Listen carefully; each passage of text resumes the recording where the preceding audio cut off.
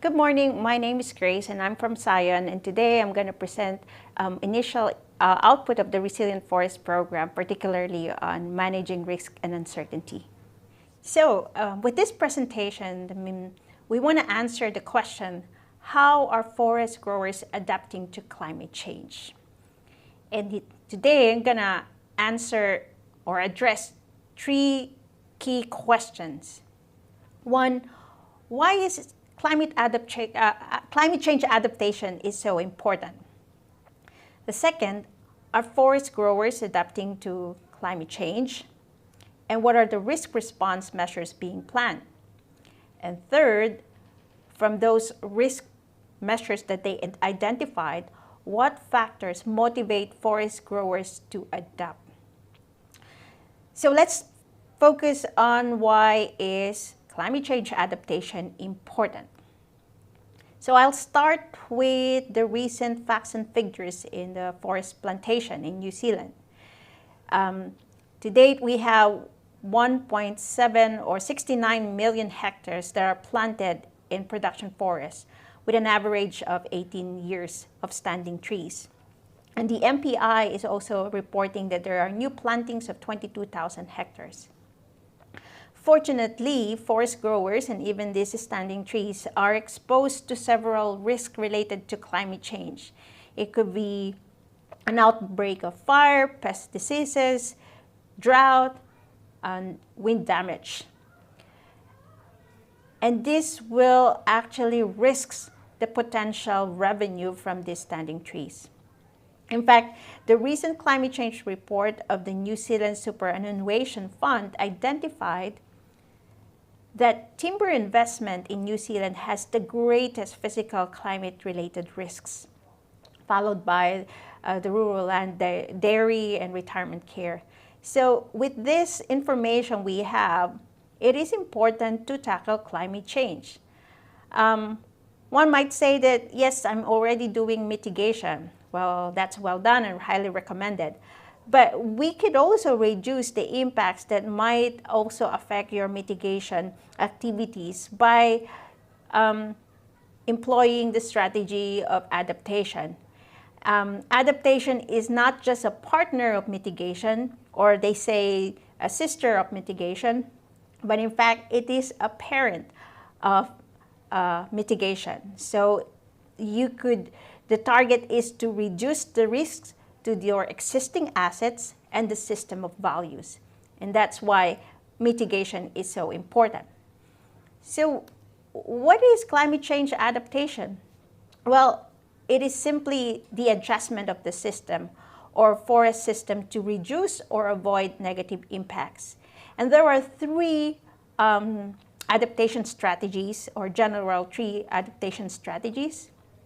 This is resistance, resilience, and transition.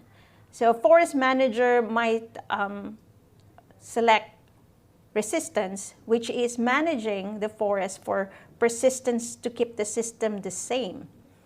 While he might also select resilience, which is managing in such a way that when a disturbance comes, it would recover after the disturbance is removed. Or select or take the option of transition, which is managing for change, suggesting that the forest systems, including the social, technological, and economic components of the systems, have fundamentally changed.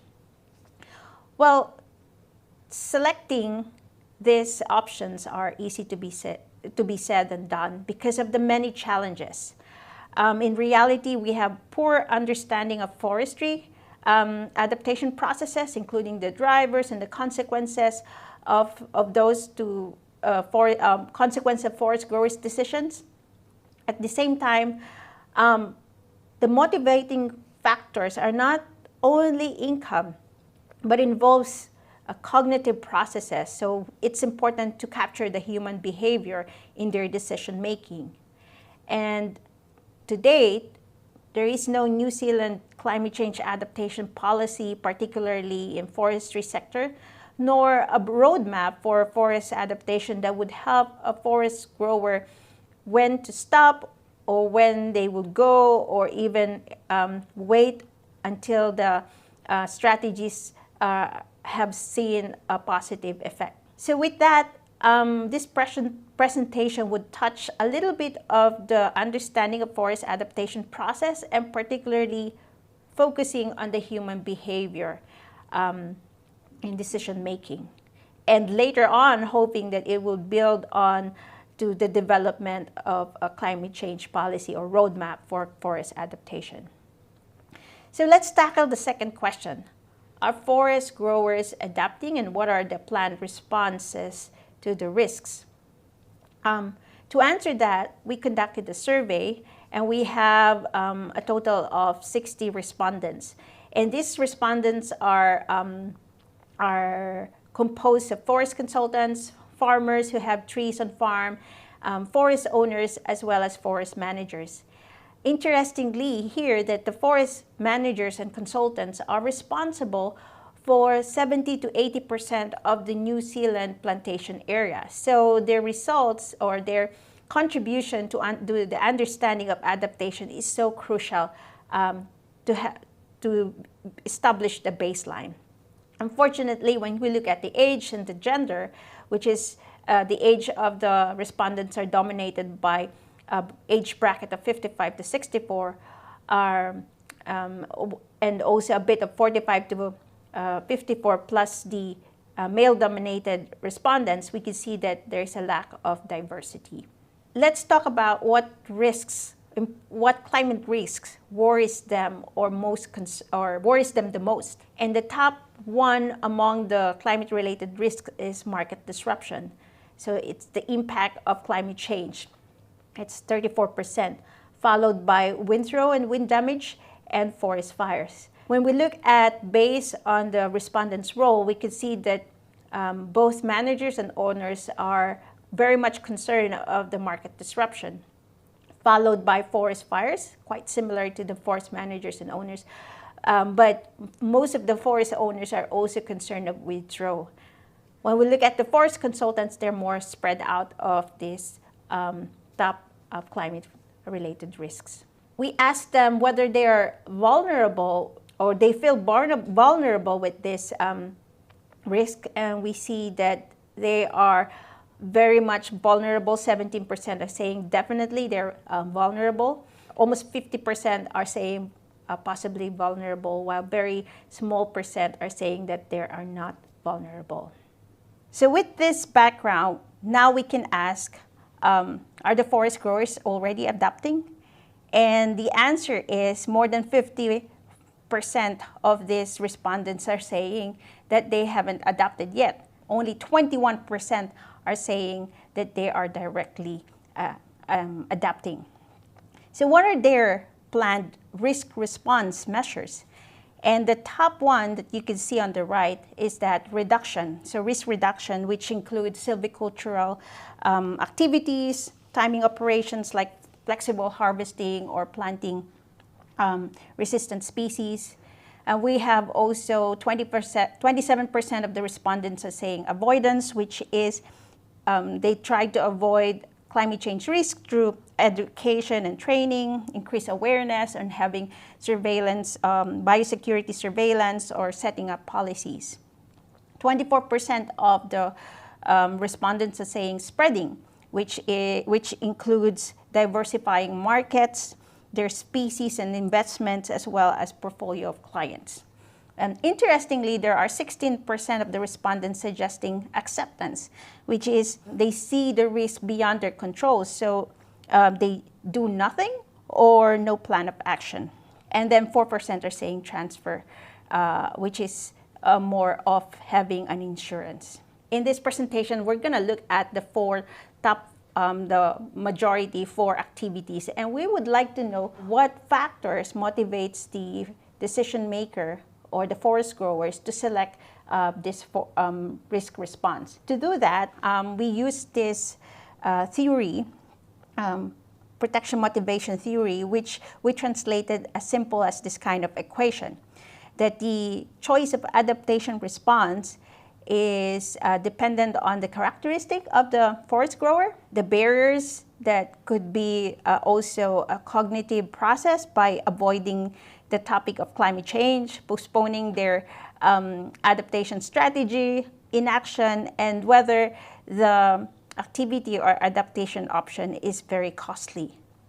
Another group of factor is the confidence, looking at whether the forest grower is confident of their self-ability and their belief that the choice that they make will be effective.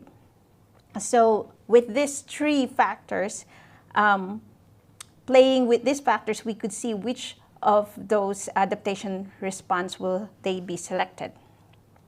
So when it comes to reduction, which 27% of the forest growers respondent selected, the main factor affecting the choice of reduction is their adaptive capacity, their confidence of their self-ability, which is significant at the same time positive. When it comes to avoidance or risk avoidance, there are two key factors that influence the choice of avoidance, which is their characteristics, particularly the age, which is significant but negative, and the adaptive capacity, which is significant but at the same time a negative aspect. So we could say that those younger forest growers or respondents with less confidence of their self-ability would somehow select avoidance, which just makes sense because avoidance involves activities that increases their awareness, their confidence through training and education. Another response is spreading, and what is interesting here is that the factor, which is climate change avoidance, is significant at the same time negative. So they are the ones who are very much aware of the climate change impacts, and that is one of the factors that influence them or motivates them to select the spreading risk or this risk spreading response. But another interesting here is the acceptance, which is 16% of the respondents. Here, the two factors that play is the climate change avoidance, which is a barrier. At the same time, it is positive and significant. While their adaptive capacity is less, or they have less self-confidence. Interestingly, this climate change avoidance is a behavior that increases his vulnerability, which might lead him to a maladaptation behavior or maladaptive behavior. And that makes sense because of less self-confidence, and avoiding the issue would somehow motivate him or her to accept the risks. So with this information, we want to compare whether we are on the right track. So we compare this result with a study in Europe, but this was in 2012. So when we look at it, in Sweden, let's say 10 years ago, Sweden has almost 20% who already adopted. In Germany, almost 50%. So when we compare with in New Zealand, the one who said yes directly is quite similar 10 years ago to Sweden. And if we include the yes directly, which is 26%, we are quite similar to Germany, which is actually 10 years behind. So we could see that we need to do a lot of things to move forward, or to be more to have more forest growers to adapt. So for the recap, we want to ask the question: how are forest growers adapting to climate change? Well, the answer it depends. It depends on the characteristic, particularly the age. We see the young ones and the older age bracket. It depends also on their self-confidence of their self-ability of the decision maker. We see also the importance of adaptive capacity of the individual grower as an important motivating factor to adaptation. We see also that risk acceptance has been identified as an adaptation action which may increase vulnerability to climate change due to the lack of self-ability and competence in the decision makers. And lastly, this work provides the baseline information on the current state of risk perception including the barriers and enablers of adaptation behavior of forest growers. With that, thank you very much.